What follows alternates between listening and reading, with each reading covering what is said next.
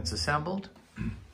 And if you can look on the end here, there are 2 screws that go in here, and there's an open hole here, so that's adjustable. You could keep it, you could line it up so it was not as tall as the top bunk, not as tall.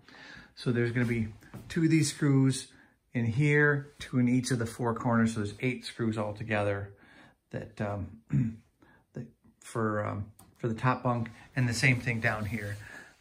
There's 2 screws in each of the corners, so there's 8 screws also, 16 altogether for both beds. The beds are held together by gravity, so if you want to have the 2 beds side by side, you just lift them off. So I can just show you right here. You just lift this up. You just lift up the 4 sides, and then you can set them. Sometimes we've had them side by side next to each other.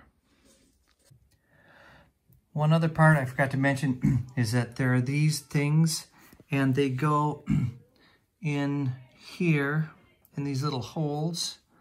And then so that when you have to put the end board on here, but then when it goes through, that's what kind of locks it into place. Screw this in, and then it goes through the side hole like that. So just make sure you put those things in these holes here before you put these things in, otherwise they won't lock in place.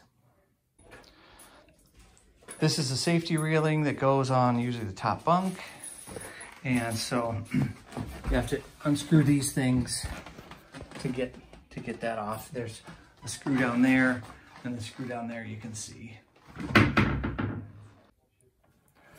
So I'm unscrewing the safety railing. There's just 2 screws, 1 at each end. And